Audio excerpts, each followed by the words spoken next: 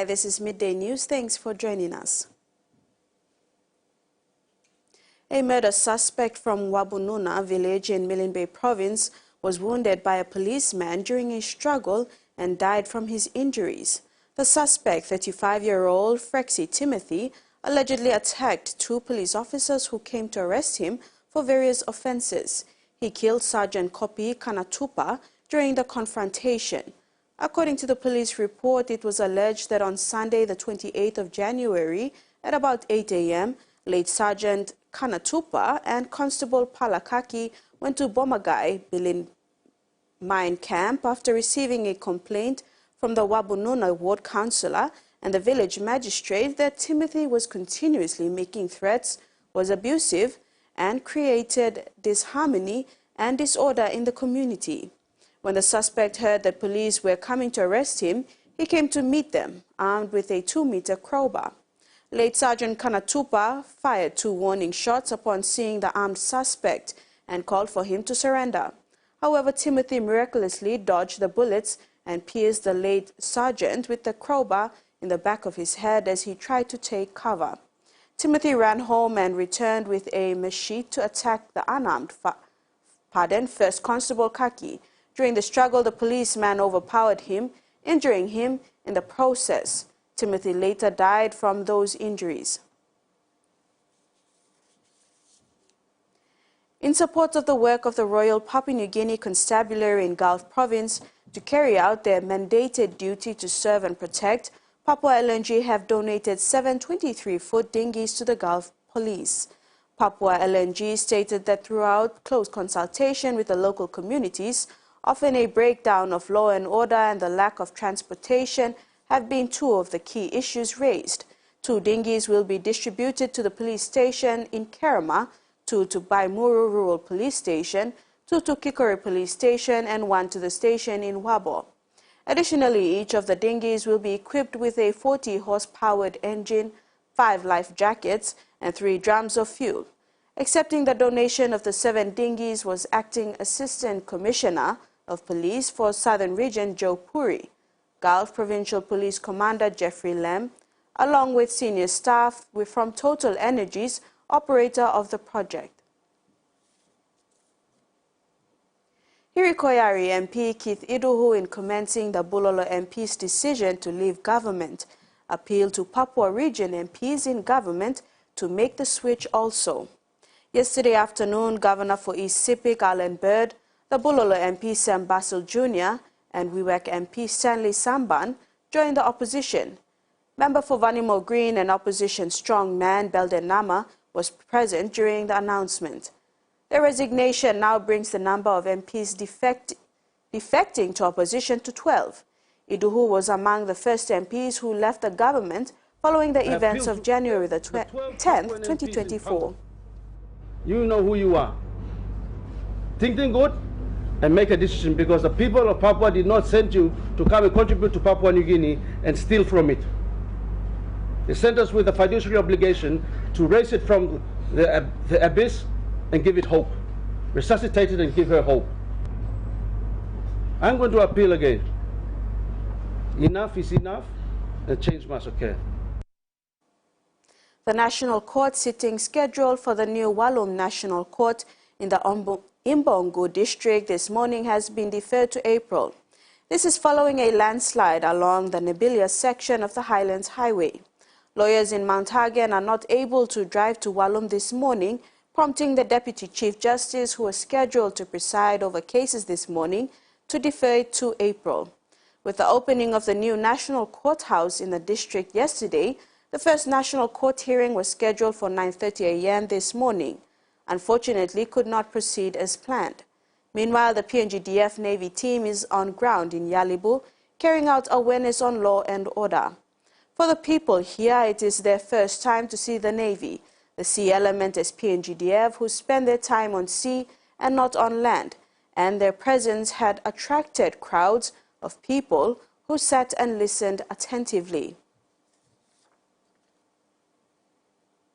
To overseas, as thousands of students return to school this week, Tasmania is continuing to lag behind other states on the proportion of students continuing to Year 12. In 2014, the Liberal state government promised to improve completion rates, but it's now resisting calls to review the education system. Schools back in Tasmania, but not everyone who can go will go. Do you think you'll finish year 12? No, might try an apprenticeship. Yeah, keep studying, anything like that. The Productivity Commission's new figures showing nearly half of the state's students aren't finishing year 12. In 2022, 53% of Tasmanians in that year 12 age bracket actually finished year 12. Nationally, that figure was 76%. The number of Tasmanians that continued after year 10 is the lowest of any state in the country at 71%. That's about 8% lower than the national retention rate. The Liberals promised to extend all public high schools to year 12 before they were elected in 2014, with the aim of keeping more kids in classrooms. My vision for this state of Tasmania is to lead the nation in education, and it starts today. So why isn't it working? We asked now Premier Jeremy Rockliff. Well, it is working, and it's working for rural and regional communities. He says legal changes made by his government force kids who leave school early to go to work. The great thing is that we have young people either at school, either in training or at work. What I would like to see is more political will to implement change. As of last year, all of Tasmania's public high schools now offer Year 11 and 12 curriculums. Before that, any student that wanted to get their Tasmanian Certificate of Education had to go to one of the 8 senior colleges found across the state. Education experts say the reasons behind Tasmania's consistently low Year 12 attainment rates are complex. We actually need to dig a little bit deeper to understand the reasons behind that statistic. Young people in Tasmania do take a little bit longer to complete Year 12, or it might mean that rather than getting a TCE, there might be an education to do vocational education and training. A challenge requiring further study.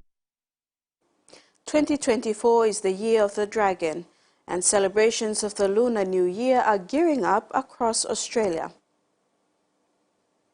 Are well underway here at World Square for Lunar New Year celebrations. There'll be 2 weeks of an action-packed schedule in store here, and I'm joined by one of the special dancers that you'll be seeing here at World Square. This is Christian from the Jin Woo Koon dance troupe. Christian, thank you for joining us. Thank you for having me. So Christian, tell us how much preparation goes into a performance like this? Yeah, so our team does a lot of preparation for Chinese New Year especially.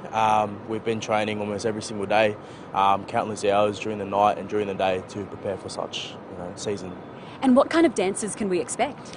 Yeah, so our team specialises in jumping on poles. We also do a lot of store celebrations, but during Chinese New Year it's just about doing performances for everyone, for the community.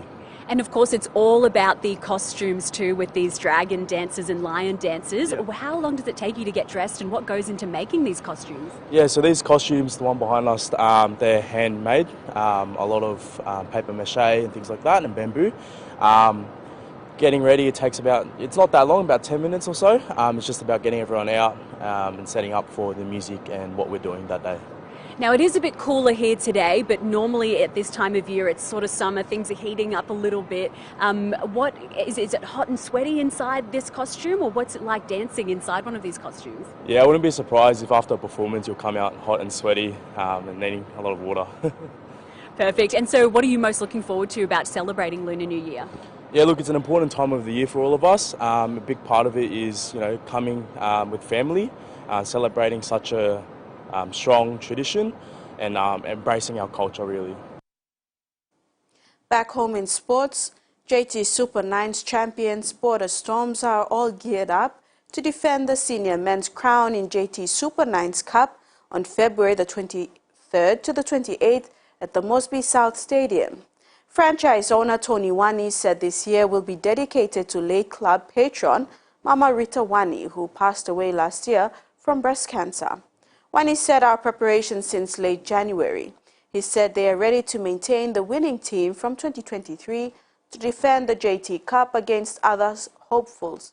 This year won't an easy run, as other teams in the likes Widex and SSG Roosters are also vying to knock them off. From 32 teams, only the top 16 will qualify for knockouts. Major cash prizes include 20,000 kina for cup winners and 10,000 kina runner-ups.